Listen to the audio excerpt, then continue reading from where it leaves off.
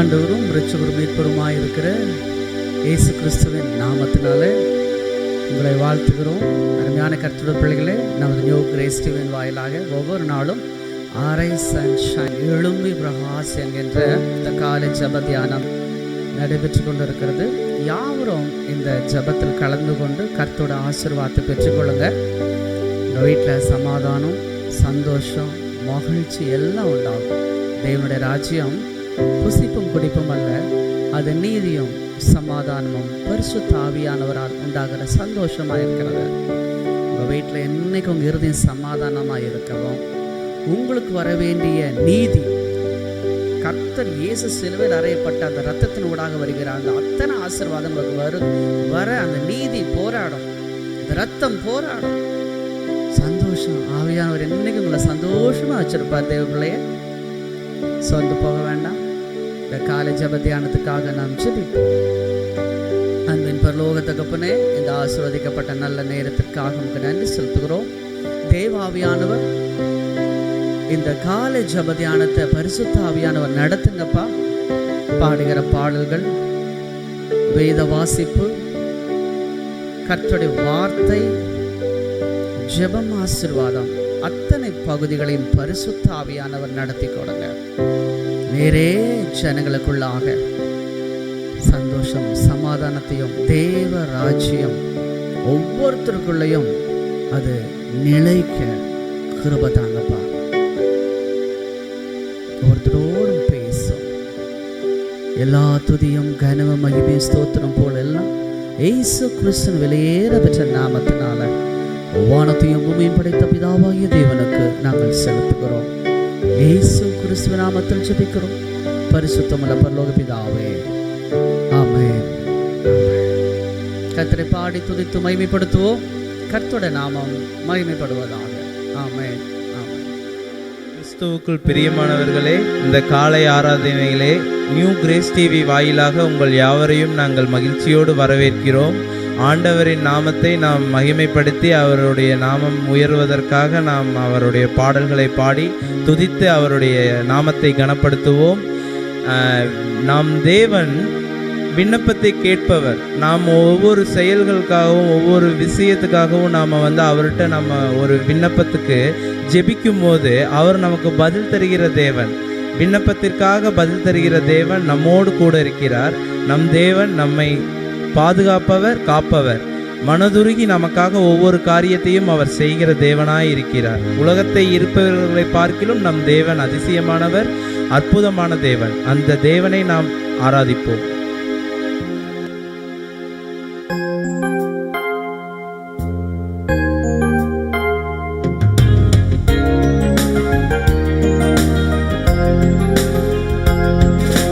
விண்ணப்பத்தை கேட்பவரே,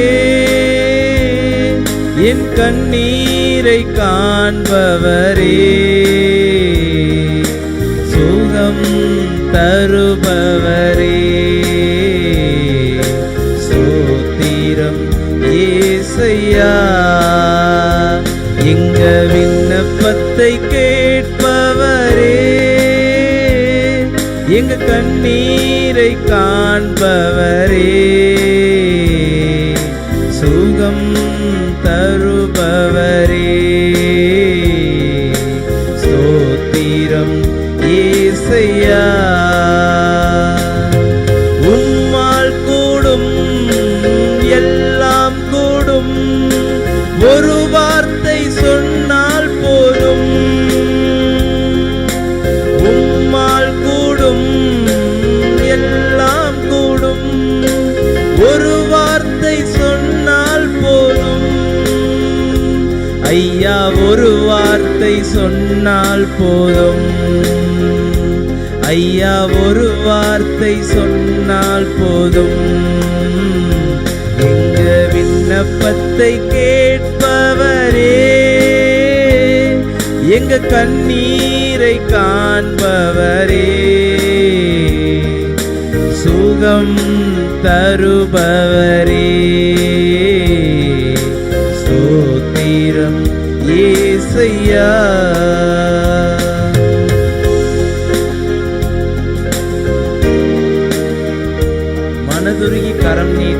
அதிசயம் செய்கிற தேவன் நம் தேவன்.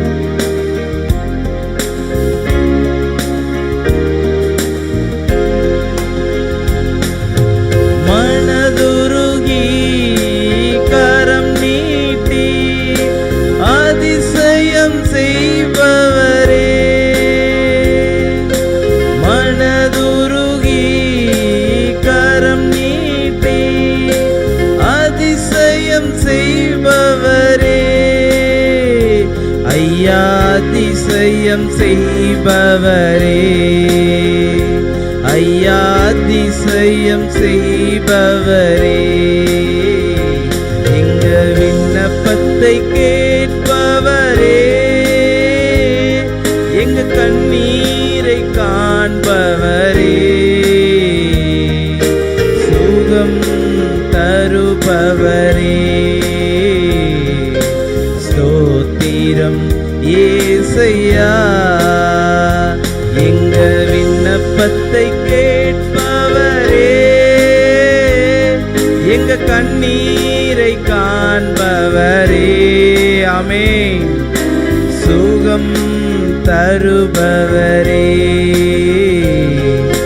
ஸ்தோத்திரம் ஏசையா. ஆண்டவரோடு சீசர்கள் நடந்து செல்லும் போது அந்த பாதையிலே வந்த ஒரு குஷ்டரோகி, ஆண்டவரே என்னை சுகமாக்கும் என்றார்.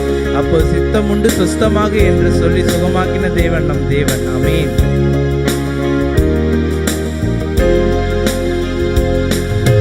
சித்தம் உண்டு சுத்தமாக என்று சொல்லி சுகமாக்கினீ, சித்தம் உண்டு சுத்தமாக என்று சொல்லி சுகமாக்கினீ, ஐயா என்று சொல்லி சுகமாக்கினீ, ஐயா என்று சொல்லி சுகமாக்கினீ, விண்ணப்பத்தை கேட்பவரே, ராஜா கண்ணீரை காண்பவரே, சுகம் தருபவரே,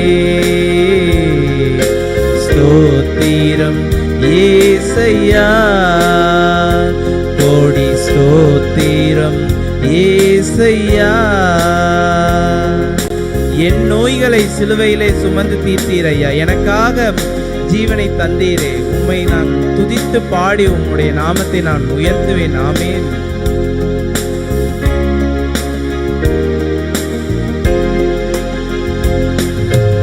என் நோய்களை சிலுவையிலே சுமந்து தீர்த்தீரையா,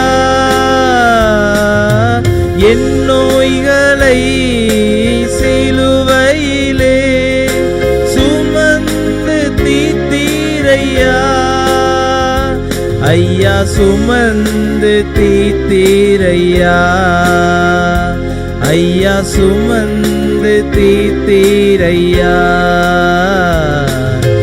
விண்ணப்பத்தை கேட்பவரே,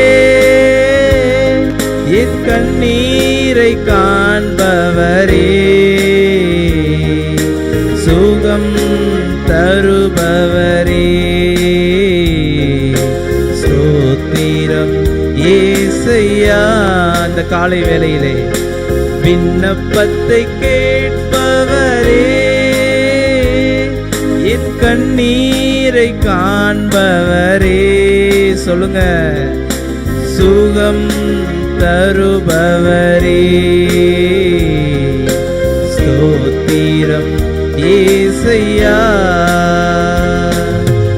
குருடர்களை பார்க்க செய்த தேவன் நம் தேவன், முடவர்களை நடக்க செய்த தேவன் நம் தேவன், ஜீவனுள்ள தேவனாயிருக்கிற உண்மை தேவன் நம்முடைய தேவன். அவரை துதிப்போம். ஆமென்.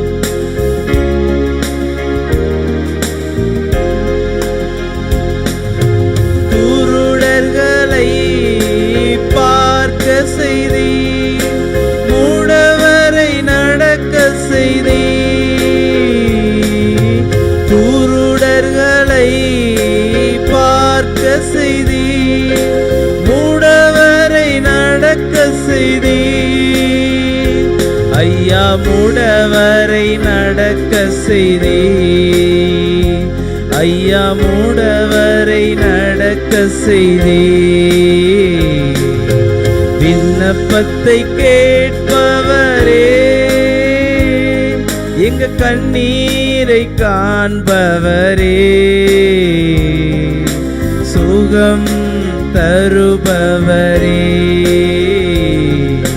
ஸ்தோத்திரம் ஏசையா. எங்க விண்ணப்பத்தை கேட்டவரே, எங்க கண்ணீரை காண்பவரே,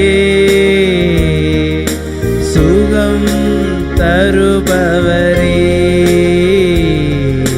ஸ்தோத்திரம் ஏசையா. உம்முடைய ஆணி பாய்ந்த காயங்களால் நாங்கள் சுகமானோம் ஏசப்பா. 1 கோடி ஸ்தோத்திரம் சொன்னாலும் உமக்கு ஈடாகாது எங்களுடைய நாவுகளால். நம் தேவன் இந்த ஆராதனையிலே மகிமைப்பட்டு உள்ளார். ஆமீன். அவர் நம்முடைய ஒவ்வொரு விண்ணப்பத்திற்கும் பதில் தந்து விட்டார். ஆமீன். நமக்கு வாழ்க்கையில் என்ன பண தேவை உள்ளதா, வாழ்க்கையில் குறைவுகள் உள்ளதா, குடும்பத்தில் பிரச்சனை உள்ளதா, எல்லாத்தையும் நம் தேவன் மாற்றி போட்டு விட்டார். ஆமீன் ஏசப்பா. ஸ்தோத்திர ஏசப்பா. அல்லேலூயா, அல்லேலூயா,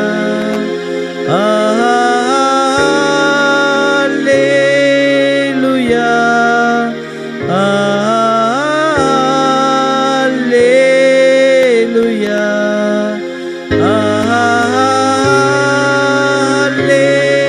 அல்லேலூயா,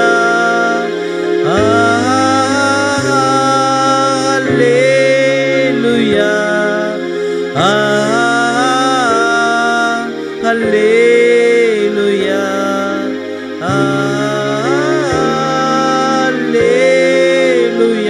யாவரும்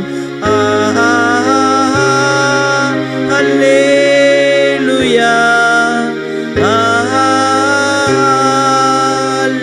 அல்லேலூயா, அல்லேலூயா.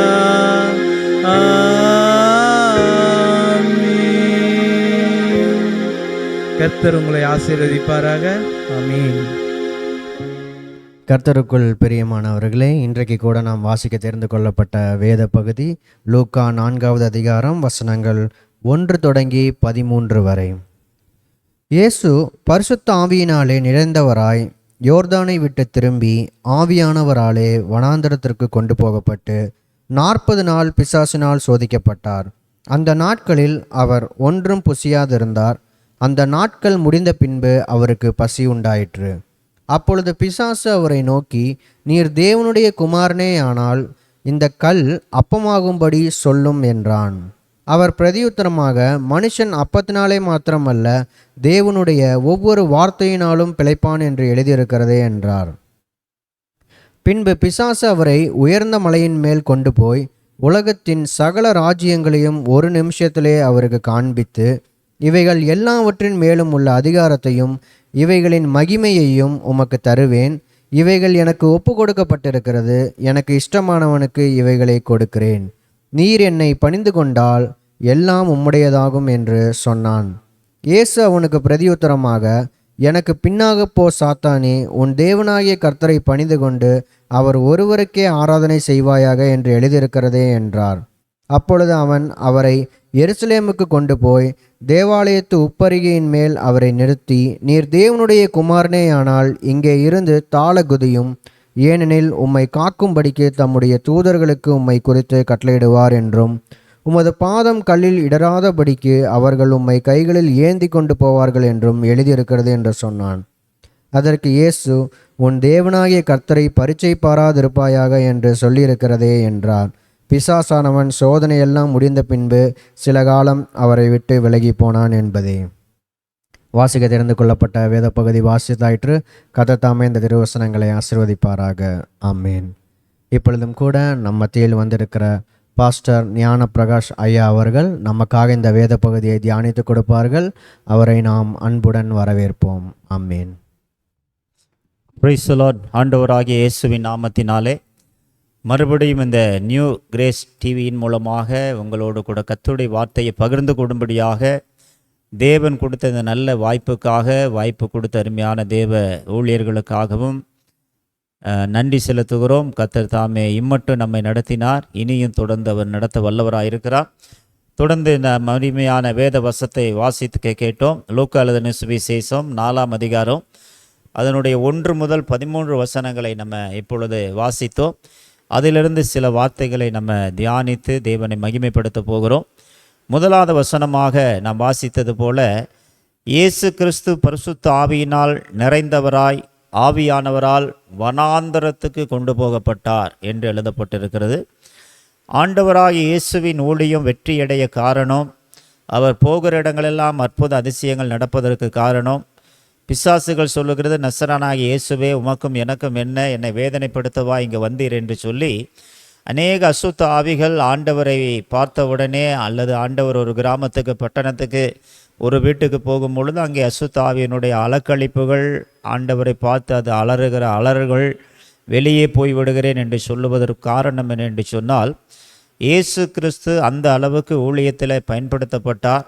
ஊழியத்தின் ஆரம்ப நாட்களிலே அவர் எப்படி துவங்கினார் என்பதை குறித்து தான் இந்த 4ஆம் அதிகாரத்தில் 1 - 13 வசனங்களை நம்ம வாசிக்கிறோம். இயேசு அற்புதங்களை செய்தார், இயேசு அதிசயங்களை செய்தார்.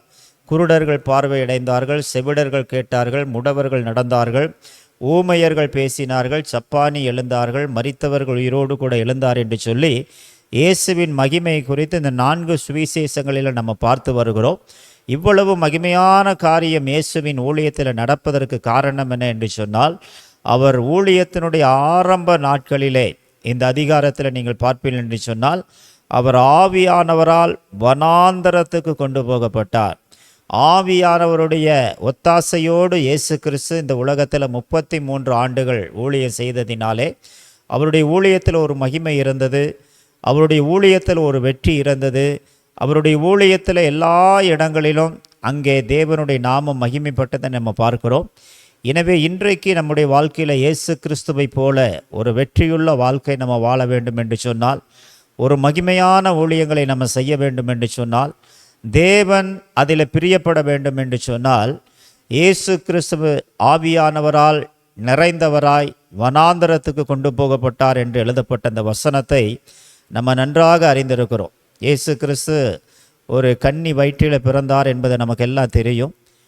லூக்கா 1:28 அங்கே ஒரு தேவதூதன் வந்து சொல்லுகிறான், கிருபை பெற்றவளே நீ வாழ்க, கர்த்தர் உன்னோடு இருக்கிறார், ஸ்திரீகளுக்குள்ளே நீ ஆசீர்வதிக்கப்படுவாய், நீ கர்ப்பவதியாகி ஒரு குமாரனை பெறுவாய், அவருக்கு இம்மானுவேல் என்று பெயரிடுவாயாக என்று சொல்லி இயேசு கிறிஸ்துவுடைய பிறப்பானது ஒரு கன்னி வயிற்றிலே அவர் கர்ப்பந்தரிக்கும்படியாக ஆவியானவரால் அந்த கர்ப்பந்தரிக்கப்படியான சூழ்நிலை உண்டாகி, அவர் பிறப்பே ஒரு ஆவியானவரால் பிறக்கப்படுகிற ஒரு அனுபவம் இருந்தபடினாலே அவர் ஆவியானவரால் நிரப்பப்பட்டு ஆவியானவரால் மரியாள் கர்ப்பந்தரிக்கப்பட்டு, அவர் யோசேப்புக்கு மரியாளுக்கு பிறக்காமல் ஆவியானவராலே கர்ப்பம் தரிக்கப்பட்டு பிறந்த ஒரு குழந்தையாக இருந்தார்.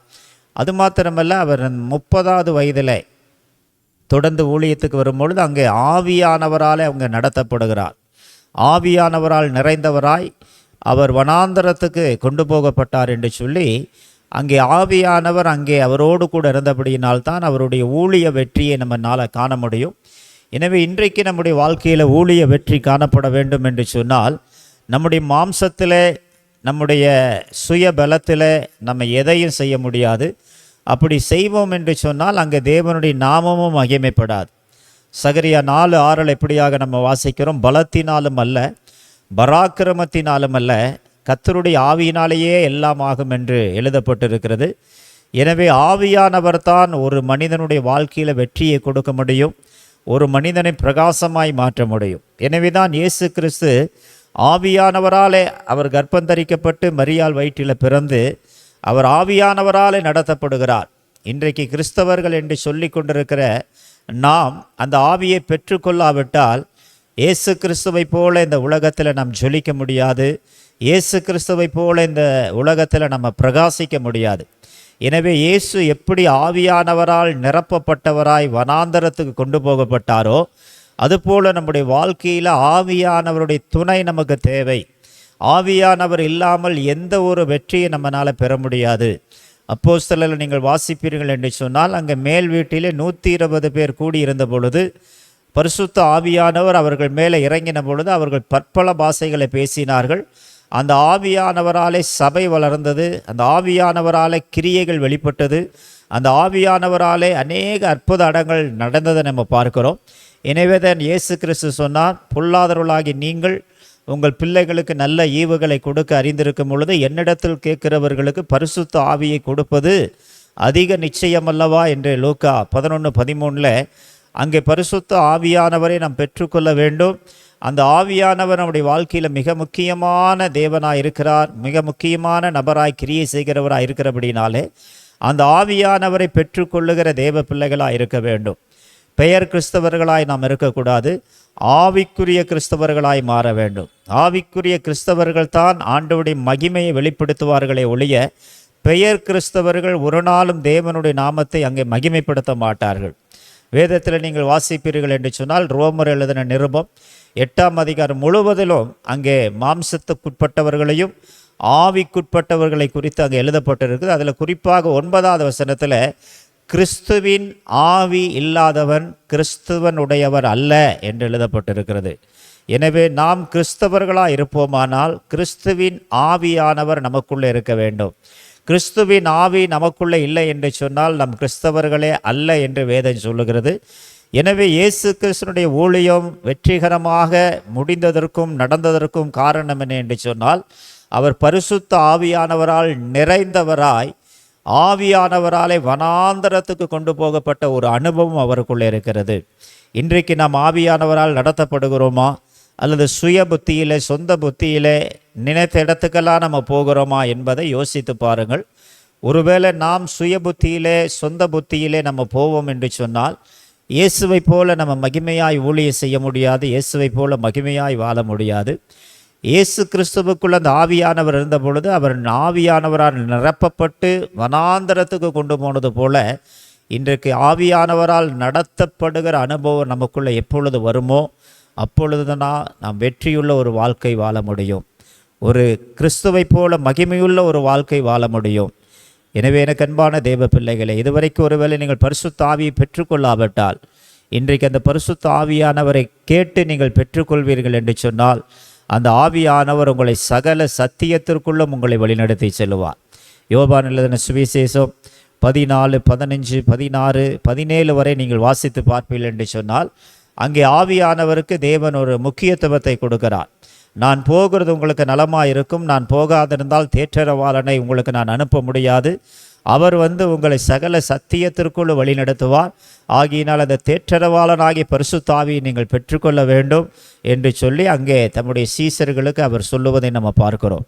எனவே இன்றைக்கு நம்முடைய வாழ்க்கையில் நாம் இயேசு கிறிஸ்துவின் பிள்ளைகளாக இருந்தாலும் கூட ஆவியானவரால் நடத்தப்படுகிற ஒரு அனுபவத்துக்குள்ளேக நாம் எப்போ கடந்து போகிறோமோ அப்போது நம்முடைய குடும்பம் ஜெயமாய், நம்முடைய ஊழியம் ஜெயமாய், நம்முடைய வாழ்க்கை ஜெயமாய் மாறும் என்பதில் எந்தவித மாற்றமும் கிடையாது. எனவே இதுவரைக்கும் பரிசுத்த ஆவியை நீங்கள் பெற்றுக்கொள்ளாதவர்களாக இருப்பீர்களானால் இந்த காலை வேளையில் இயேசு கிறிஸ்துவுக்குள்ளே இருந்த அதே பரிசுத்த ஆவியானவர் நமக்குள்ளே வரும்படியாக நீங்கள் கேட்கும் பொழுது அந்த ஆவியானவரை தேவன் உங்களுக்கு தருவார். கடைசி நாட்களிலே நான் மாம்சமான யாவர் மேலே நான் ஆவியை ஊற்றுவேன் என்று ஆண்டவருடைய வாக்கு இருக்கிறபடியினாலே ஆண்டவரே இந்த கடைசி காலத்தில் நான் ஒரு மாம்ச கிறிஸ்தவனாய் நடக்காதபடி, நான் ஒரு பெயர் கிறிஸ்தவனாய் நடக்காதபடி, நான் ஒரு ஆவிக்குரிய கிறிஸ்தவனாய் ஆவியானவரால் நடத்தப்படுகிற ஒரு கிறிஸ்தவனாய் என்னுடைய ஊழியம், என்னுடைய குடும்பம், என் வாழ்க்கை முழுவதும் வெற்றியாய் நடக்க ஆவியானவர் எனக்கு துணை செய்து என்னை வழிநடத்த வேண்டும் என்று சொல்லி கேட்டால்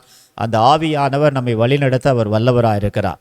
143 சங்கீதம் 10வது வசனத்தில் இப்படியாக தாவீது சொல்லுகிறார், உம்முடைய நல்ல ஆவியானவர் என்னை செம்மையான வழியில் நடத்த வேண்டும் என்று சொல்லி அங்கே அந்த ஆவியானவர் நடத்தப்படுவதை குறித்து தாவீது சொல்லுகிறார். 51வது சங்கீதத்தில் அங்கே தாவீது சொல்லும் பொழுது உம்முடைய பரிசுத்த ஆவியை என்னிலிருந்து எடுத்துக்கொள்ளாதிரும் என்று சொல்லி அங்கே ஒரு பாவம் செய்த பொழுது அந்த பரிசுத்த ஆவியானவரை எடுத்துக்கொள்ளாதபடி அவன் கேட்கிறான், கெஞ்சுகிறான், ஜெபிக்கிறான். ஆகினால் என் அன்பான தேவ பிள்ளைகளே, இன்றைக்கு நம்முடைய வாழ்க்கையில் நாம் ஜெயமாய் எல்லாவற்றையும் செய்து முடிக்க நமக்கு உதவி செய்கிறவர் ஆவியானவர். ஆவியானவர் தாமே நம்முடைய வாக்கு கடங்காத பெருமூச்சுகளோடு அவர் நமக்காக வேண்டுதல் செய்கிறவர் என்று எழுதப்பட்டிருக்கிறபடினாலே அந்த ஆவியானவர் துணையோடு நம்ம கர்த்தருக்குள்ளே நிற்போம் என்று சொன்னால், கர்த்தருக்குள்ளே வாழ்வோம் என்று சொன்னால், ஆண்டவர் நமக்கு வெற்றிகளை கொடுப்பது அதிக நிச்சயமாக இருக்கிறது. 2 கொரிந்தியர் 3ஆம் அதிகாரம் அதனுடைய 17வது வசனத்தில் நம்ம வாசிக்கிறோம், கர்த்தரே ஆவியானவர், கர்த்தருடைய ஆவி எங்கு உண்டோ அங்கு விடுதலை உண்டு என்று எழுதப்பட்டிருக்கிறது. எனவே ஆவியானவர் தான் நம்மை விடுதலை பண்ண முடியும். ஆவியானவரை தவிர வேறு யாராலும் நம்மை விடுதலை பண்ணவே முடியாது. எனவே இன்றைக்கு பாவத்தில், சாபத்தில், அக்கிரமத்தில், நோய்களை, பலவிதமான பிசாசின் கிரிகளில் ஒருவேளை நீங்கள் அகப்பட்டு கொண்டிருந்தால், ஆவியானவரை நீங்கள் நோக்கி வேண்டுதல் செய்யும் பொழுது, அந்த ஆவியானவர் உங்களுக்குள்ளே வரும் பொழுது, அந்த ஆவியானவர் உங்களுக்கு வெற்றியை கொடுப்பார். ஏசாயால வாசிக்கிறோம், வெள்ளம் போல சத்துரு வரும் பொழுது கர்த்தருடைய ஆவியானவர் அங்கே வெற்றி கொடியை பிடிப்பார் என்று எழுதப்பட்டிருக்கு. ஆகினாலே சத்துரு நமக்கு வெள்ளம் போல வரும் பொழுது ஆவியானவர் நமக்குள்ளே இருந்து நமக்காக அவர் ஜெயம் கொடுக்கிற, வெற்றி கொடுக்கிற, எல்லாவற்றிலும் அவனை ஜெயிக்கக்கூடிய அந்த வல்லமை நமக்குள்ளே தருகிறார். எனவே இந்த ஆவியானவரை இந்த காலை வேளையில் பெற்று அனுபவித்து, இயேசு கிறிஸ்து எப்படி ஆவியானவரால் நிரம்பப்பட்டு ஆவியானவரால் வனாந்தரத்துக்கு கொண்டு போகப்பட்ட ஒரு அனுபவத்தில் தன்னுடைய ஊழியத்தை, வாழ்க்கையை அவர் முடித்தாரோ, அதுபோல் இன்றைக்கு வாழ்ந்து கொண்டிருக்கிற நாம், நாளைக்கு நம்முடைய வாழ்க்கை ஊழியங்கள் முடியும் பொழுது அது பரிசுத்த ஆவியானவரால் முடிக்கப்பட வேண்டும். இயேசு கிறிஸ்துவை போல பரிசுத்த ஆவியானவருடைய நிறைவோடு இந்த உலகத்தில் நம்ம வாழ்ந்து ஊழியத்தை செய்வோமானால் ஆண்டவர் நம்முடைய ஊழியத்தில் மகிமைப்படுவார். நம்முடைய ஊழியங்களில் அற்புதம் நடக்கும், அதிசயம் நடக்கும். இயேசு கிறிஸ்து வாழ்ந்த நாட்களில் எப்படி குருடர், செவிடர், முடவரெல்லாம் நடந்தார்களோ, அதே போல் அதே அற்புதத்தை இன்றைக்கும் தேவன் நம்மை கொண்டு செய்ய வல்லவராக இருக்கிறபடினாலே நாம் ஒரு பெயர் கிறிஸ்தவர்களாக, ஒரு மாம்ச கிறிஸ்தவர்களாக இல்லாதபடி நம்ம ஆவிக்குரிய கிறிஸ்தவர்களாய் காணப்பட வேண்டும். அப்போஸ்தலர் 10ஆம் அதிகாரம் அதனுடைய 38வது வசனத்தை நீங்கள் வாசிப்பீர்கள் என்று சொன்னால், நசரேயனாகிய இயேசுவை தேவன் பரிசுத்த ஆவியினாலும் வல்லமையினாலும் அபிஷேகம் செய்தார். தேவன் அவரோடு கூட இருந்தபடியினாலே அவர் நன்மை செய்கிறவராயும் பிசாசின் வல்லமையில் அகப்பட்ட யாவரையும் விடுவிக்கிறவருமாய் சுற்றி திரிந்தார். எனவே இயேசுவுக்குள்ள அந்த பரிசுத்த ஆவியினுடைய அபிஷேகம் இருந்தது. அந்த ஆவியானவர் இருந்த பொழுது நன்மை செய்கிறவராய் சுற்றி திரிந்தார்.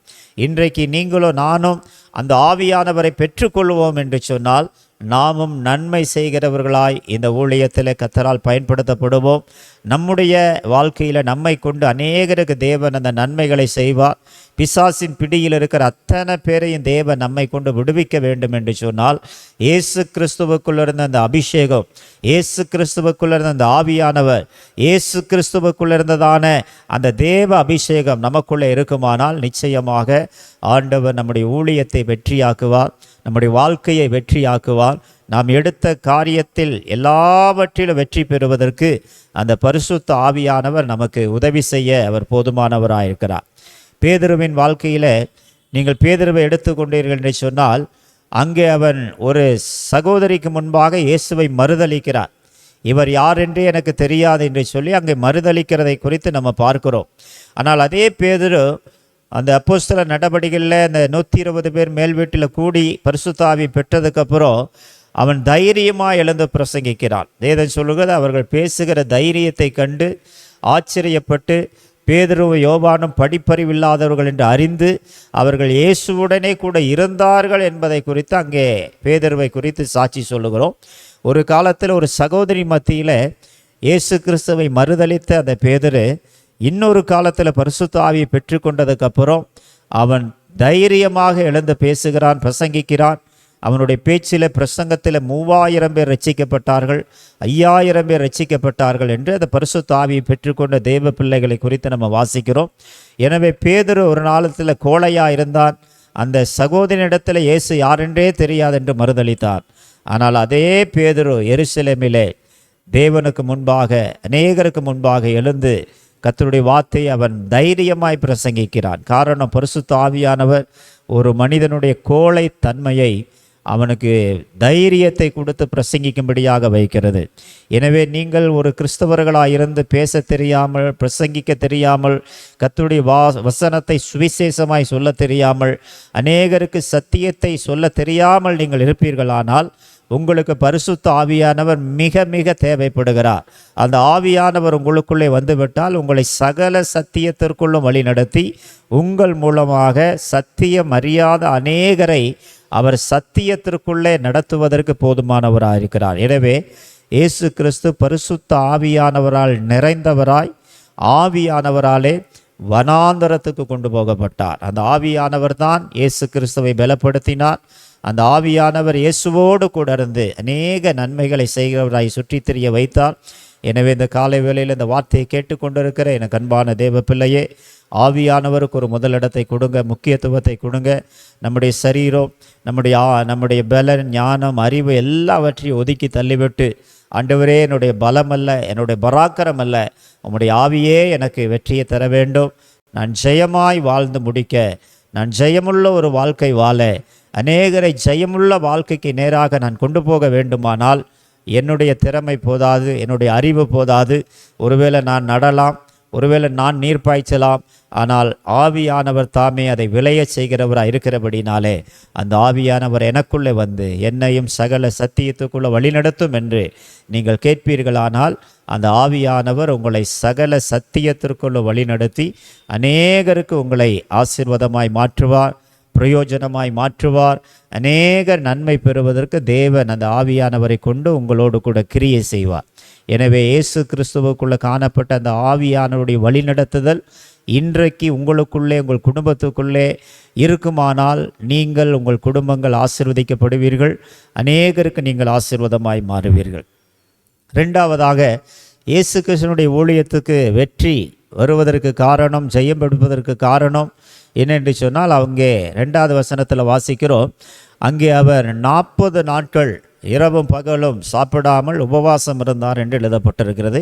ஒரு தேவகுமாரனாகிய இயேசு கிறிஸ்து இந்த உலகத்துக்கு வந்தபொழுது தன்னுடைய ஊழியத்தை ஆரம்பித்த நாட்களிலே இரவு பகலாக 40 நாட்கள் உபவாசம் இருந்து ஜெபம் பண்ணினார். அந்த உபவாச ஜெபந்தான் அவருடைய ஊழியத்தில் உயர்வை கொண்டு வந்தது. அந்த உபவாச ஜெபந்தான் அவருடைய பேரை பெருமைப்படுத்தினது. அந்த உபவாச ஜெபந்தான் அவருடைய கீர்த்தி எங்கும் பரவக்கூடிய அளவுக்கு மாறினது. இன்றைக்கு உபவாசம் இல்லாமல் நாம் ஜெபிக்கிற ஜெபங்கள் ஒரு நன்மையை நம்மளால் பெற்றுக்கொள்ள முடியாது. உபவாசித்து ஜெபிக்கும் பொழுது அங்கே கர்த்தர் கிரியை செய்வதை நம்ம வேதத்தில் அநேக இடங்களில் பார்க்க முடியும். எனவே இந்த அருமையான நாளிலே ஆவியானவரால் வழிநடத்தப்படுகிற நாம், ஆவியானவர் நமக்கு உபவாசம் எடுத்து ஜெபிக்கும்படியாய் சொல்லும் பொழுது அந்த நாளை, அந்த நேரத்தை ஆவியானவருக்கு ஒப்பு கொடுத்து நம்முடைய மாம்சத்தினுடைய காரியங்களை எல்லாம் விட்டு ஆவியானவருக்கு நம்மை ஒப்பு கொடுப்போமானால் அந்த ஆவியானவர் நம்மை அந்த உபவாசத்தில் வல்லமையாய் எடுத்து பயன்படுத்துவார், மகிமையாய் எடுத்து பயன்படுத்துவார். எனவே உபவாச ஜெபம் என்பது நமக்கு பல நேரங்களில் ஆண்டவருடைய கிருபையை கொண்டு வருகிறது, பல நேரங்களில் ஆண்டவருடைய ஆசீர்வாதங்களை கொண்டு வருகிறது, பல நேரங்களில் ஆவியானவருடைய பலனை நமக்கு கொண்டு வருகிறது, பல நேரங்களிலே சாத்தானின் வல்லமைகளை ஜெயிப்பதற்கு அந்த உபவாசம் நமக்கு தேவைப்படுகிறது. மத்தேயு எழுதின சுவிசேஷம் 17ஆம் அதிகாரத்தில் ஒரு தகப்பன் தன்னுடைய மகனை சீசரிடத்தில் கொண்டு வருகிறார்கள். அங்கே கொண்டு வரும் பொழுது சீசர்களாலே அந்த மகனை குணமாக்க முடியவில்லை. சந்திரரோகி என்ற ஒரு நோயினாலே அவன் வாதிக்கப்பட்டு அடிக்கடி தீயிலும் அடிக்கடி தண்ணீரிலும் விழுந்து தன்னுடைய உயிரை மாய்த்து கொள்ள விரும்புகிறான். எனவே அப்படிப்பட்ட ஒரு மகனை தன்னுடைய தகப்பன் சீசரிடத்தில் கொண்டு வரும் பொழுது அங்கே சீசர்களாலே அந்த வாலிபனை சுகமாக்க முடியவில்லை. பின்பு அவர்கள் இயேசுவிடத்தில் கொண்டு பொழுது அங்கே ஆண்டவர் சொல்லுகிறார், அற்ப விசுவாசிகளே ஏன் சந்தேகப்படுகிறீர்கள் என்று சொல்லி அவர்களை அந்த இடத்துல சொல்லி, அந்த மத்தேயு 17:21 இயேசு கிறிஸ்து சொல்லுகிறார், இவ்வகையான பிசாசு ஜெபங்களினாலும் உபவாசங்களினாலுமே அல்லாமல் மற்ற எந்த விதத்திலும் புறப்பட்டு போகாது என்று சொல்லி அங்கே சீசர்களுக்கு அந்த ஜெபத்தையும் உபவாசத்தையும் குறித்து, அந்த ஜெபமும் உபவாசமும் இந்த வாலிபனை சுகமாக்கினது என்பதை குறித்து அங்கே ஆண்டவர் போதிக்கக்கூடியவராயிருக்கிறார். எனவே இயேசு கிறிஸ்துவோடு கூட சீசர்கள் இருந்தாலும் அவர்கள் ஜெபித்தார்களே ஒழிய அவர்கள் உபவாசிக்கவில்லை. பயிர் வழியாய் நடந்து போகும் பொழுது அங்கே கதிர்களை அவர்கள் கொய்த்து தின்கிறார்கள் என்பதை குறித்து வேதம் நமக்கு சொல்லுகிறது. யோவான் எழுதின சுவிசேஷத்தில் 4ஆம் அதிகாரத்தில் நீங்கள் வாசிப்பீர்களானால் அங்கே சமாரியா ஸ்திரீயினிடத்தில் ஆண்டவர் இயேசு பேசி கொண்டிருக்கும் பொழுது இங்கே அவர்களுக்கு பசி எடுத்து விட்டது. ஆகினால் ஆண்டவரிடத்தில் வந்து கேட்கிறார்கள், போதகரே, போஜனம் பண்ணுவதற்கு நாங்கள் உமக்கு என்ன செய்ய வேண்டும்? போஜனத்தை பண்ண நாங்கள் ஊருக்கு போய் அதை வாங்கி கொண்டு வருகிறோம் என்று சொல்லும் பொழுது அங்கே ஆண்டவர் சொல்லுகிறார், பிதாவின் சித்தத்தை நிறைவேற்றுவதே என்னுடைய போஜனமாக இருக்கிறது என்று சொல்லி அங்கே இயேசு கிறிஸ்து போஜனத்துக்கு முக்கியத்துவம் கொடுக்காமல் பரிசுத்த ஆவியானவரால் அவர் உபவாசித்து ஜெபித்தபடியினாலே அந்த உபவாச ஜெபந்தான் அசுத்த ஆவிகளை துரத்தினது, அந்த வாலிபனை சுகமாக்கினது. எனவே நீங்கள் பிசாசுகளை துரத்த வேண்டுமானால், பிசாசுகள் உங்களுக்கு கீழ்ப்படிய வேண்டுமானால், பிசாசு உங்களை விட்டு ஓட வேண்டுமானால், இவ்வகையான பிசாசு ஜெபத்தினாலும் உபவாசத்தினாலுமே அன்றி மற்ற எந்த விதத்திலும் புறப்பட்டு போகாது என்று அவர் சொல்லுகிறார். எனவே இன்றைக்கு உங்களுடைய வாழ்க்கையில் இருக்கிற பிரச்சனைகள், இன்றைக்கு உங்கள் வாழ்க்கையில் இருக்கிற போராட்டங்கள், இன்றைக்கு உங்களுடைய வாழ்க்கையில் இருக்கிற வியாதிகள், இன்றைக்கு உங்களுடைய வாழ்க்கையில் இருக்கிற பிசாசின் கிரியைகள் உங்களை விட்டு புறப்பட வேண்டுமானால் நீங்கள் செய்ய வேண்டிய ஒரே ஒரு விஷயம், தேவ சமூகத்தில் உபவாசித்து ஜெபிக்க ஆரம்பித்து விட்டால் எவ்வளவு பெரிய அசுத்த ஆவியினாலும் அது உங்களை விட்டு புறப்பட்டு போய்விடும். அங்கே சீசர்கள் அந்த உபவாசம் எடுக்காதபடி இயேசுவோடு கூட இருந்தார்கள், ஏதோ கடமைக்காக ஜெபித்தார்களே ஒழிய அங்கே உண்மையான ஒரு ஜெபம் உபவாசம் அவர்களுக்குள்ளே இல்லை. ஆகையினாலே அந்த வாலிபனை சுகமாக்க முடியாமல் போனது. ஆனால் இயேசுவினிடத்தில் கொண்டு வந்த பொழுது இயேசு அந்த பிசாசை அதட்டின பொழுது அவனை விட்டு அது வெளியே போனது. அவன் புத்தி தெரிந்தவனாய் தன்னுடைய தகப்பனோடு கூட வீட்டுக்கு சுகத்தோடு திரும்பி போனான். எனவே இந்த காலை வேளையில் பிசாசானவன் 1 பேதுரு 5:7-8 நம்ம வாசிக்கிறோம், பிசாசானவன் எவனை விழுங்கலாமோ என்று அவன் கட்சிக்கிற சிங்கத்தை போல வகை தேடி சுற்றி வருகிறார். ஆகினால் தேவனுக்கு நாம் கீழ்ப்படிந்தால், பிசாசுக்கு எதிர்த்து நின்றால் அவன் நம்மை விட்டு ஓடி போவான். எனவே தேவ பிள்ளைகளாயிருக்கிற நாம் வாரத்திற்கு ஒரு முறையாவது, மாதத்திற்கு ஒரு நாளாவது உபவாசம் இருந்து நாம் ஜெபிப்போமானால் அந்த உபவாச ஜெபம் நமக்கு வெற்றியை கொண்டு வரும். அந்த உபவாச ஜெபம் பிசாசை ஜெயிக்க வைக்கும்.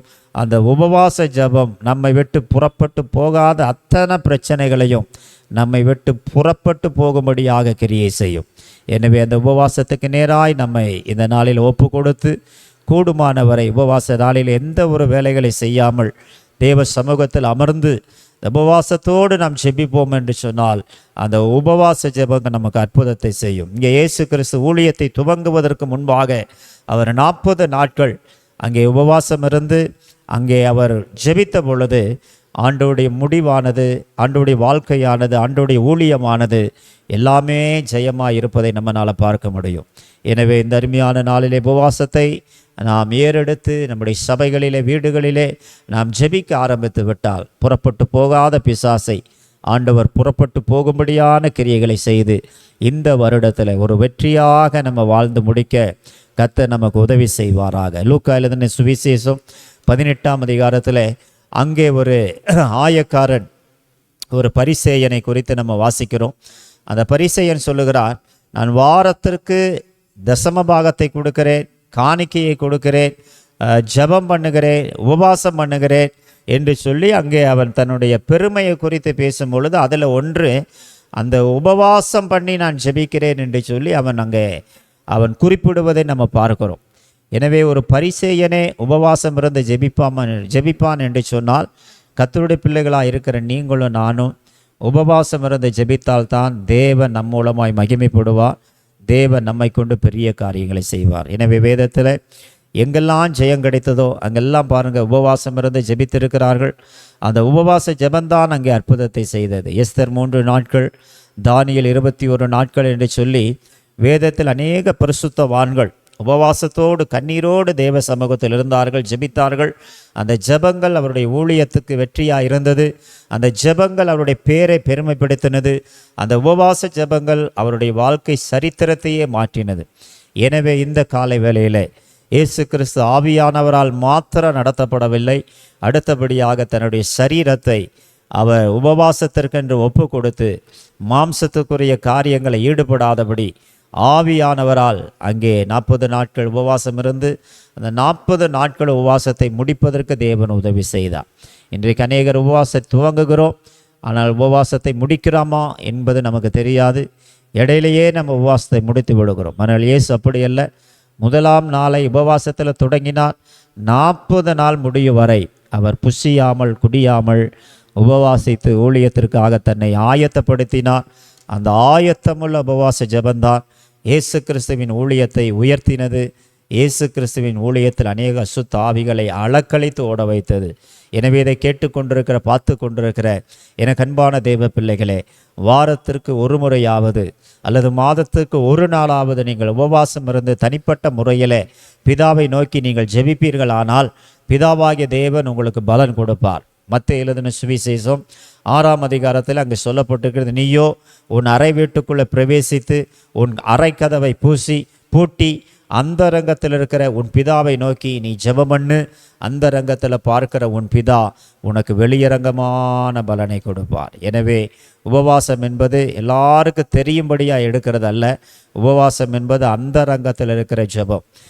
நான் உபவாசிக்கிறேன் என்கிற அந்த பெருமையோடு மற்ற இடத்தில் சொல்லாதபடி நமக்கும் ஆண்டவருக்கும் மாத்திரம் தெரியும்படியாக உபவாசம் இருந்து அந்த அந்தரங்கத்தில் போய் கதவுகளை பூட்டி நம்ம பிதாவை நோக்கி ஜெபித்தால் அந்தரங்கத்தில் பார்க்கிற பிதா நமக்கு வெளியரங்கமாய் பலன் கொடுப்பார். எனவே இந்த அருமையான ஆண்டிலே ஒரு வெளியரங்கமான பலனை நீங்கள் பெற்றுக்கொள்ள வேண்டுமானால், ஒரு வெளியரங்கமான ஆசீர்வாதத்தை நீங்கள் அனுபவிக்க வேண்டுமானால், அந்த ரங்கத்தில் பிதாவோடு குமாரனாகிய இயேசுவோடு ஆவியானவரோடு இணைந்து நீங்கள் உபவாசத்தில் நீங்கள் அமர்ந்து ஜெபிக்க ஆரம்பித்து பாருங்கள். அந்த உபவாச ஜெபங்கள் உங்களுடைய வாழ்க்கையில் பெரிய மாற்றத்தை கொண்டு வரும், மகிமையை கொண்டு வரும். எனவே இயேசு கிறிஸ்துவின் ஊழியத்திற்கு 2வது வெற்றி, அவர் 40 நாட்களும் உபவாசம் இருந்து அவர் ஜெபித்தார். அந்த ஜெபமே அவருடைய ஊழியத்துக்கு வெற்றியை கொண்டு வந்தது. 3வதாக இயேசு கிறிஸ்துவை குறித்து நம்ம வாசிக்கும் பொழுது அங்கே இயேசு கிறிஸ்து பிசாசோடு கூட வசனத்தை கொண்டே என்ன பண்ணுகிறார் என்று சொன்னால் பேசுகிறார். பிசாசு வசனத்திலேயே ஆண்டவரிடத்தில் பேசுகிறார், ஆண்டவரும் வசனத்தை கொண்டே அவனிடத்தில் பேசி அவனை ஜெயிக்கிறார். அப்போ இன்றைக்கு ஒரு ஜெயமுள்ள வாழ்க்கை வாழ வேண்டும் என்று சொன்னால் வசனம் நமக்கு மிக மிக முக்கியம். இயேசு கிறிஸ்து 40 நாட்கள் வனாந்தரத்தில் இருந்தது மாத்திரமல்ல, ஆவியானவரால் நடத்தப்பட்டவர் மாத்திரமல்ல, உபவாசித்து ஜெபித்தவர் மாத்திரமல்ல, அவர் வேதத்தை அதிகமாக வாசித்தார். இந்த லூக்கா எழுதின சுவிசேஷத்திலே நீங்கள் பார்ப்பீர்கள் என்று சொன்னால் அங்கே அவரிடத்தில் ஏசாயா தீர்க்கதரிசன புஸ்தகம் கொடுக்கப்பட்ட பொழுது அதை அவர் வாசித்து முடித்து அந்த சுருளை மூடினார் என்று எழுதப்பட்டிருக்குது. அப்போ இயேசு கிறிஸ்துவின் வாழ்க்கையிலே அவர் 3வதாக ஊழியத்தில் வெற்றி பெறுவதற்கு என்ன காரணம் என்று சொன்னால் வேதத்தை நன்றாக அறிந்திருந்தார், வேத வசனத்தை புரிந்திருந்தார், படித்திருந்தார். ஆகையால் தான் பிசாசுக்கு அவர் வசனத்தை கொண்டே அவர் இடமிடுகிறார், பேசுகிறார். பிசாசு சொல்லுகிறார், நீ தேவனுடைய குமாரனை ஆனால் இந்த கல்லுகள் அப்பங்களாக்கும்படி செய்யும் என்று சொல்லும் பொழுது அங்கே ஆண்டவர் சொல்லுகிறார், மனிதன் அப்பத்தினால் மாத்திரமல்ல தேவனுடைய வாயிலிருந்து புறப்படுகிற ஒவ்வொரு வார்த்தையினால் பிழைப்பான் என்று எழுதியிருக்கிறதே என்று சொல்லி பிசாசுக்கு அந்த வசனத்தையே மேற்கொண்டு அங்கே அவனோடு கூட போராடுகிறார். பிசாசு விடாப்பிடியாய் வசனத்தை கொண்டே ஆண்டோடத்தில் அவன் வருகிறான். அப்படி என்று சொன்னால் நம்மை காட்டிலும் பிசாசானவனுக்கு அதிக வசனம் தெரியும். நாம் இப்போ தான் பிறந்திருக்கிறோம், ஒரு சில தலைமுறையை தான் நம்ம பார்த்துருக்கிறோம். ஆனால் பிசாசானவன் தலைமுறையாக அவன் இருக்கிறான், அவனுக்கு தெரியாத வசனமே கிடையாது. எனவே தான் அந்த வசனத்தை கொண்டே ஆண்டவரிடத்தில் அவன் சோதனைக்கு வருகிறான், போராடுகிறான். இயேசு கிறிஸ்து வசனத்தை கொண்டே அவனை சொல்லி அவனை ஜெயிக்கிறான். கடைசியில் அவனை ஜெயிப்பதற்கு ஆண்டவர் சொல்லுகிறார், அப்பாலே போ சாத்தானே, உன் தேவனாகிய கர்த்தரை நீ பணிந்து கொண்டு அவர் ஒருவருக்கே நீ ஆராதனை செய்வாயாக என்று மத்தேயு 4:10 சொல்லுகிறார். 11வது வசனத்தில் இப்படியாய் சொல்லுகிறது, பிசாசானவன் அவரை விட்டு விலகி அவன் போனான் என்று எழுதப்பட்டிருக்குது. ஆகையினால் எனக்கு அன்பான தேவ பிள்ளையே, வசனம் நம்ம படிக்காவிட்டால் ஒரு நாளும் நம் வாழ்க்கையில் ஆசீர்வாதங்களை பெற்றுக்கொள்ள முடியாது. மத்தேயு 24:31 இப்படியாய் சொல்லுகிறது, வானமும் பூமியும் ஒழிந்து போகும், ஆண்டோடைய வார்த்தைகள் ஒரு நாள் ஒளிந்து போகாது. மார்க்கு 13:31 பாருங்கள், அதே வானம் பூமி ஒளிந்து போகும், கர்த்தருடைய வார்த்தைகள் வசனங்கள் ஒரு நாள் அது தரையில் விழுந்து போகாது. நியாயப்பிரமாணத்தின் புஸ்தகத்தில் இருக்கிற ஒரு எழுத்தாகிலும் ஒரு எழுத்தின் உறுப்பாகிலும் ஒளிந்து போகாது என்று மெய்யாகவே மெய்யாகவே நான் உங்களுக்கு சொல்லுகிறேன் என்று சொல்கிறார். எனவே தேவ பிள்ளைகளாக இருக்கிற நாம் இயேசு கிறிஸ்துவை போல வேத வசனங்களை நன்றாக படிக்க வேண்டும், நன்றாக கற்றுக்கொள்ள வேண்டும். எல்லா சூழ்நிலையிலும் வசனத்தை தெரிந்தால்தான் நான் பிசாசோடு யுத்தம் பண்ண முடியுமே ஒழிய, வசனம் தெரியாவிட்டால் பிசாசோடு நம்ம யுத்தம் பண்ணவே முடியாது. இயேசு கிறிஸ்து வேத வசனத்தை நன்று படித்து அறிந்து தெரிந்தபடியினால்தான் அந்த சோதனைக்காரன் வந்து அவரிடத்தில் சோதிக்கும் பொழுது, அங்கே ஆண்டவர் உன் தேவனாகி கர்த்தரை பரீட்சை பாராதிருப்பாயாக என்று எழுதப்பட்டிருக்கிறதே என்று சொல்லி அவர் வசனத்தை மேற்கொண்டே சாத்தானை ஜெயிக்கிறார். எனவே இந்த நாளிலே நம்முடைய வாழ்க்கையில் ஒரு ஜெயமுள்ள ஒரு வெற்றியுள்ள வாழ்க்கை வாழ வேண்டும் என்று சொன்னால் ஆண்டவர் நமக்கு கொடுத்திருக்கிற வேதத்தை இரவு பகலாய் தியானிக்க வேண்டும். சங்கீதம் 1:3 சொல்லுகிறது, அவன் செய்வதெல்லாம் கர்த்தர் வாய்ப்பேன் என்று சொல்லுகிறார். அப்போஸ்தலர் 17:11 நீங்கள் இப்படியாக வாசிப்பீர்கள், பெராயா பட்டணத்தார் தினந்தோறும் வேத வாக்கியங்களை ஆராய்ந்து பார்த்ததினாலே தெசலோனிக்கர் உள்ளவர்களை பார்க்கிலும் நற்குணசாலிகளாய் மாறினார்கள். யார் வேதத்தை வாசிக்கிறார்களோ, தினந்தோறும் எடுத்து தியானிக்கிறார்களோ, அவர்களை தேவன் ஒரு நற்குணசாலிகளாய் மாற்றுவார். உங்களுடைய வாழ்க்கையில் நீங்கள் நற்குணசாலிகளாய் மாறி அநேகரை நற்குணசாலிகளாய் மாற்ற வேண்டும் என்று சொன்னால் தினந்தோறும் வேத வாக்கியங்களை ஆராய்ந்து பார்க்க வேண்டும். ஏதோ வாரத்திற்கு ஒரு முறை ஆலயத்துக்கு போவதற்கு மாத்திரம் பைபிளை எடுக்கக்கூடாது. கடமைக்காக கட்டாயத்திற்காக பைபிளை எடுத்து போகிற கிறிஸ்தவர்களாக இல்லாதபடி தினந்தோறும் வேத வாக்கியங்களை ஆராய்ந்து பார்க்க வேண்டும். 1 பேதுரு 2:3 பேதுரு இப்படி சொல்லுகிறார், நீங்கள் புதிதாய் பிறந்த குழந்தைகளைப் போல கலங்கமில்லாத திருவசனமாகிய ஞானப்பாலின் மேலே நீங்கள் வாஞ்சையாயிருங்கள் என்று சொல்லுகிறார். எனவே ஒரு குழந்தைக்கு எப்படி ஒரு தாய்ப்பால் மிக மிக இன்றியமையாத ஒரு உணவாய் அந்த பிள்ளையினுடைய வளர்ச்சிக்கு அது எப்படி ஆதாரமாக இருக்கிறதோ, அதுபோல் ஒரு ஆவிக்குரிய கிறிஸ்தவன் வளர வேண்டும் என்று சொன்னால் கர்த்தருடைய வசனம் ஞானப்பாலின் மேலே அவன் இரவும் பகலும் தியானமாக இருக்க வேண்டும், அதை வாஞ்சிக்க வேண்டும். அதை அனுதினமும் படிக்கும் பொழுது தேவன் அந்த வசனத்தினாலே அவன் வாழ்க்கையை ஆசீர்வதிப்பார். வேதத்தில் இப்படியாக நம்ம பிலிப்பியரில் வாசிக்கிறோம், 2:13 நினைக்கிறேன், ஜீவ வசனத்தை பிடித்து கொண்டு உலகத்தில் சுடர்களைப் போல பிரகாசிக்கிற நீங்கள். ஒரு மனிதன் உலகத்தில் பிரகாசிக்க வேண்டும் என்று சொன்னால் அது ஆண்டவருடைய வசனத்தினால தான் பிரகாசிக்கணுமே ஒழிய தன்னுடைய புத்தி ஞான அறிவினால் அவன் பிரகாசிக்க முடியாது. எனவே இந்த வார்த்தையை கேட்டுக்கொண்டிருக்கிற தேவ பிள்ளையே, உங்களிடத்தில் தேவன் கொடுத்த வேதாகமத்தை ஒவ்வொரு நாளும் எடுத்து படிக்கிறீர்களா, அல்லது வாரத்துக்கு ஒரு முறை படிக்கிறீர்களா, அல்லது கடமை கட்டாயத்தின் பேரில் மற்றவர்கள் சொல்லுவதினாலே படித்து கொண்டிருக்கிறீர்களா? நீங்களே இந்த வேதத்துக்கு முக்கியத்துவத்தை கொடுத்து எடுத்து படிப்பீர்களா என்று சொன்னால் இந்த வேத வசனம் உங்கள் கால்களுக்கு தீபமாகும், இந்த வேத வசனம் உங்கள் பாதைகளுக்கு வெளிச்சமாய் மாறும். அநேகமாயிரம் பொன் வெள்ளிகளை பார்க்கிலும் நீர் விளம்பின வேதமே எனக்கு நல்லது என்று நமக்கு சொல்லுகிறது. எனவே இந்த அருமையான காலை வேளையிலே இயேசு கிறிஸ்து எப்படி வேதத்தை வாசித்து தியானித்து அந்த வசனத்துக்கு முக்கியத்துவம் கொடுத்து பிசாசோடு யுத்தம் பண்ணி போராடி ஜெயம் எடுத்து தன்னுடைய ஊழியத்தில் வெற்றியை கண்டாரோ, அதுபோல் இந்த வார்த்தைகளை கேட்கிற நீங்கள் வேதாகமத்தை வாங்குங்கள், வாசியுங்கள், தினந்தோறும் படியுங்கள், தியானியுங்கள். 3 விதத்தில் வேதாகமத்தை நம்மளால் படிக்க முடியும். 1, படித்து கொண்டே போகிறது ஒரு தனிப்பட்ட ஒரு விதம். 2வது நிறுத்தி நிதானமாய் படிப்பது, அது ஒரு விதம். 3வது படித்ததை நம்ம தியானம் பண்ண வேண்டும், அது ஒரு விதம். இந்த 3 காரியத்தை இந்த ஆண்டில் நீங்கள் ஒரு தீர்மானத்தோடு நீங்கள் படிக்க ஆரம்பித்து விட்டால், நிதானமாய் படிக்க ஆரம்பித்து விட்டால், நிதானமாய் படித்ததை தியானிக்க ஆரம்பித்து விட்டால் நீங்கள் செய்வதை எல்லாம் கர்த்தர் வாய்க்க பண்ணுவார். எனவே இயேசு கிறிஸ்துவின் வாழ்க்கையில் வேதத்துக்கு அவர் முக்கியத்துவம் கொடுத்து வேதம் இப்படி சொல்லுகிறதே என்று சொல்லி பிசாசினிடத்தில் அங்கே அவர் சொல்லி சொல்லி வசனத்தை காண்பித்து அவனை மேற்கொண்டு ஜெயிக்கிறார். எனவே இந்த காலை வேளையிலே இந்த வார்த்தையை கேட்கிற தேவ பிள்ளைகளே, வேத வசனத்துக்கு முக்கியத்துவம் கொடுங்கள், வசனத்தை தியானியுங்கள், வசனத்தை பிடித்து கொள்ளுங்கள். வசனமே நம்முடைய வாழ்க்கையில் வெற்றியை கொண்டு வரும் என்பதில் எந்த ஒரு மாற்றம் கிடையாது.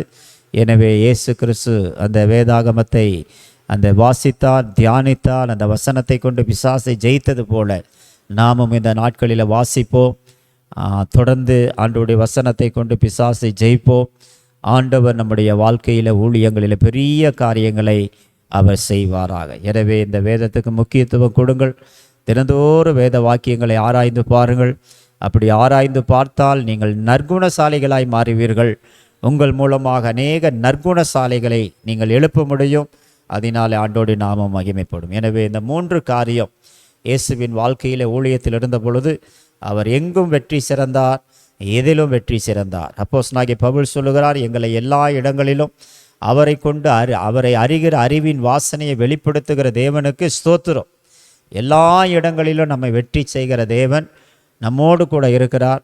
அவர் நம்மை வெற்றி சிறக்க பண்ணி நம்முடைய குடும்பங்களை, நம்முடைய ஊழியங்களை, நம்முடைய எல்லா காரியங்களிலும் தேவன் நமக்கு உதவி செய்வார். ஆகையினால் அந்த ஆவியானவரை நாம் தொடர்ந்து பெற்றுக்கொண்டு ஆவியானவரால் நடத்தப்படுவோம். தொடர்ந்து உபவாச ஜெபம் எடுத்து ஆண்டோடைய வல்லமையை பெற்றுக்கொண்டு சாத்தானை ஜெயிப்போம். 3வது வசனத்தை நன்றாக படித்து தியானித்து சாத்தானை ஜெயித்து சாத்தானின் கிரியைகளை அழித்து நம்ம ஜெயமெடுத்து ஒரு வாழ்க்கை வாழ்வதற்கு ஆண்டவர் நமக்கு உதவி செய்வார். எனவே இந்த வார்த்தையை கேட்டுக்கொண்டிருக்கிற உங்களுடைய வாழ்க்கையில் இயேசு கிறிஸ்துவை போல ஆவியானவரால் நடத்தப்படுங்கள். இயேசு கிறிஸ்துவை போல நல்ல உபவாச ஜெபம் இருந்து ஜெபம் பண்ணுங்கள். இயேசு கிறிஸ்துவை போல வசனத்தை நன்றாக படித்து பிசாசை வசனத்தை கொண்டு மேற்கொள்ளுங்கள். கர்த்தர் உங்களோடு இருப்பாராக. நாம் ஜெபிப்போம். நல்ல பிதாவே, நல்ல அருமையான காலை வேளைக்காக ஸ்தோத்திரம்.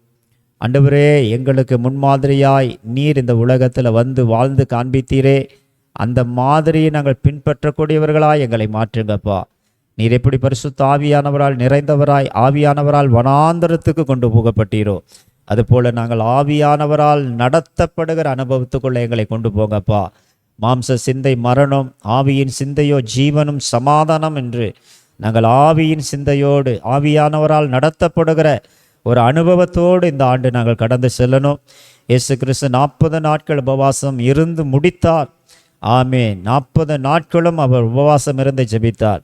எனவே நாங்கள் எடுக்கக்கூடிய உபவாசம் நாங்கள் முடியும் வரை ஆண்டவரே இது உபவாசமாகவே தான் இருக்க வேண்டுமே ஒழிய இடையில எந்த விதத்திலும் நாங்கள் ஆண்டவரே உபவாச ஜெபத்தை விட்டுவிடக்கூடாது.